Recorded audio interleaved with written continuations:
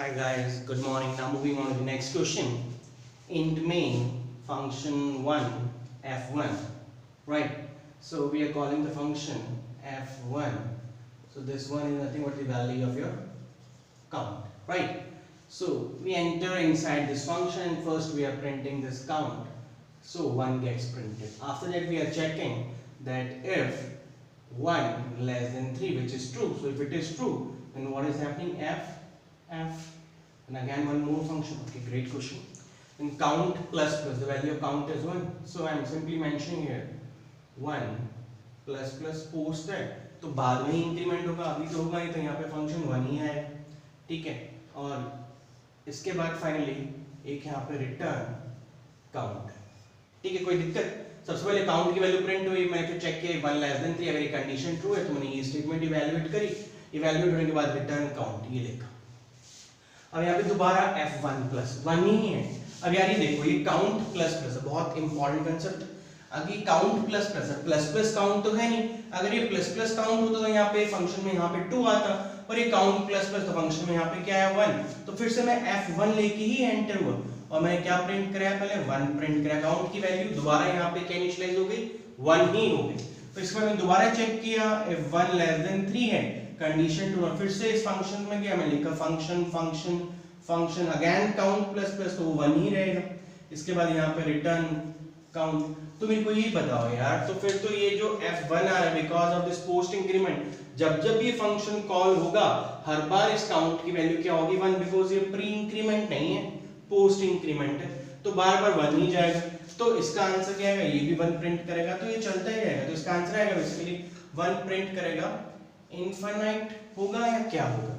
See, we are dealing with functions and you should know that the values are stored in stack, right?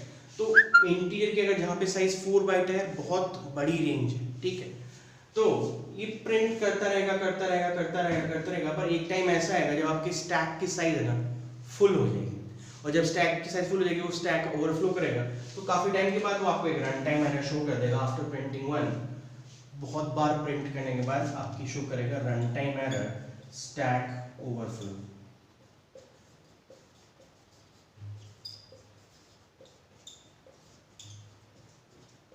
ठीक है, तो recursion के साथ ये problem बहुत बार आती है अगर आपके बेस केसेस स्ट्रांग नहीं है तो जैसे इस केस में होगा, ये हमें टेस्ट ही कर रहा है बेसिकली, ठीक है, because we are passing count plus plus every time, तो it is 1 we are passing every time. तो बार बार जब 1 ही कॉल हो रहा है तो कंडीशन तो कभी कुछ फॉल्स हो ही नहीं रही, यहाँ पे तो हमेशा 1 ही रह रहा है, काउंट की वैल्यू इंक्रीमेंट हो ही नहीं रही, तो स्टैक फुल होती रहेगी 1 से, ठीक है। और एक टाइम ऐसा आएगा कि आपकी स्टैक फुल हो जाएगी और उसके बाद जब कुछ और आप इंसर्ट करने की कोशिश करोगे स्टैक के अंदर तो like it overflow, so that time you will get an error, run time error stack overflow, right. और अगर मैं सोचूं इसी क्वेश्चन को चेंज करता, मान लो अगर इस क्वेश्चन में चेंज करके यहाँ पे अगर मैं प्लस प्लस काउंट कर तो आंसर क्या, चलो ट्राई करते हैं, सॉल्व करने की कोशिश करते हैं। अगर मान लो ये प्लस प्लस काउंट होता तो क्या होता, चलो अब देखते हैं। काउंट की वैल्यू 1 लेस देन 3, मैं यहाँ पे गया, मैं एंटर हुआ, मैं लिखा फंक्शन प्लस प्लस काउंट है, तो इस बार काउंट इंक्रीमेंट होगी, काउंट की वैल्यू कितनी होगी 2, ठीक है, काउंट की वैल्यू हो गई 2, और फिर रिटर्न काउंट मैंने यहाँ पे लिख दिया। अब मैं इस फंक्शन को सॉल्व करूंगा, अब मेरे काउंट की वैल्यू कितनी है 2 है, तो सबसे अब वो क्या प्रिंट करा उसने प्रिंट किया 2, ठीक है। 2 प्रिंट करने के बाद फिर मैंने यहाँ पे लिखा फंक्शन, फिर ये कंडीशन 2 प्रिंट हुआ, फिर 2 लेस देन 3 चेक हुई condition, 2 less than 3 condition true है तो मैं नीचे आया, फंक्शन प्लस प्लस काउंट की वैल्यू कितनी होगी 3 होगी, ठीक है, और फिर यहाँ से रिटर्न काउंट। कोई डाउट?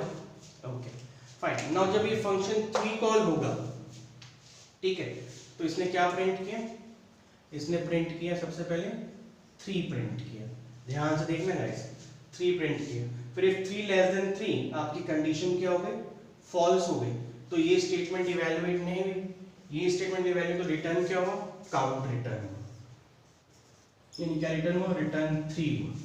तो रिटर्न 3 किसको होगा, जिसने इस फंक्शन को कॉल किया था, तो रिटर्न 3 हुआ, इसके पास 3 चला गया, ठीक है, यहाँ पे 3 आ गया, इस फंक्शन में आ गया 3। ठीक है, नाउ अब ये f3 वाला फंक्शन है, ये दोबारा कॉल होगा, तो जब ये f3 कॉल होगा तो फिर से काउंट 3 प्रिंट करेगा। ठीक है, तो सबसे पहले तो ये 3 आया था ना, ये सबसे पहले क्या प्रिंट हुआ था, सबसे पहले ये 1 प्रिंट हुआ था, मैंने लिख दिया। फिर मैंने इस फंक्शन को कॉल किया था, फिर मेरा प्रिंट हुआ था 2, ये 2 मैंने लिख दिया। फिर ये वाला फंक्शन कॉल हुआ था, जब मैंने इसको सॉल्व किया था मेरा ये प्रिंट हुआ था 3 प्रिंट हुआ था, मैंने 3 लिख दिया। इसके बाद इसने रिटर्न 3 किया, मैं यहाँ पे आया, फिर ये 3 प्रिंट हुआ, फिर मैंने एक और 3 यहाँ पे लिख दिया। ठीक है, फिर जब ये 3 प्रिंट हुआ, फिर कंडीशन फॉल्स हो गई, इसने 3 रिटर्न किया, तो इसने 3 रिटर्न किया तो ये 3 आ गया यहाँ पे, ये हो गया फंक्शन 3। ठीक है, फिर ये फंक्शन 3 कॉल होगा तो काउंट की वैल्यू 3, मैंने फिर से यहाँ पे एक 3 प्रिंट होगा, ये एक और 3 प्रिंट हुआ। ठीक है, और ये कंडीशन फॉल्स हो गई, फिर रिटर्न करेगा, तो इसने 3 रिटर्न किया, ये 3 रिटर्न किया, तो मैं कहाँ पे आ गया, ये 3 किसको रिटर्न करेगा, ये 3 रिटर्न होगा यहाँ पे फंक्शन, इस फंक्शन को इसने रिटर्न किया 3। राइट, नाउ जब इस फंक्शन को, ये फंक्शन, फिर मैं इस फंक्शन को कॉल करूंगा, तो जब मैं इस फंक्शन को कॉल करूंगा तो क्या होगा, काउंट की वैल्यू क्या होगी, 3 होगी, तो ये 3 प्रिंट हुआ।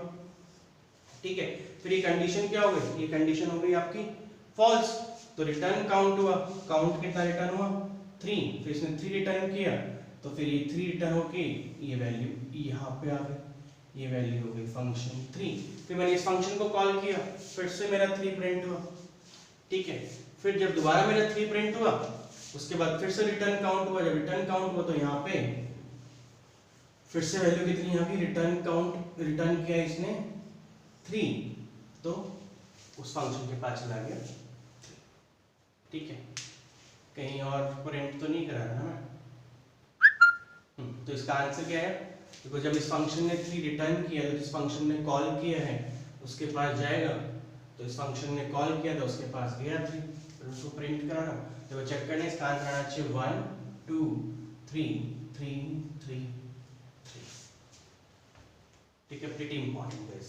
और अगर सोचो मैं इसमें एक चेंज और करता, तो मैं तुमसे पूछता कि उसका आंसर क्या आएगा, तो उसका आंसर क्या आता, तुम मेरे को वो बता। 1 ये रिटर्न काउंट 3 गया। ठीक है, अब मान लो अगर मैं इस क्वेश्चन में स्लाइड चेंज करूंगा और तुम एक उसका आंसर कमेंट सेक्शन में बताना। अगर मैं यहाँ पे लिख दूं static int count, static int count, और मैं यहाँ पे कर दूं काउंट प्लस प्लस, तुम इसको रन करना और सॉल्व करके मेरे को आंसर करना, आंसर क्या है। ठीक है guys, take care, bye, love you.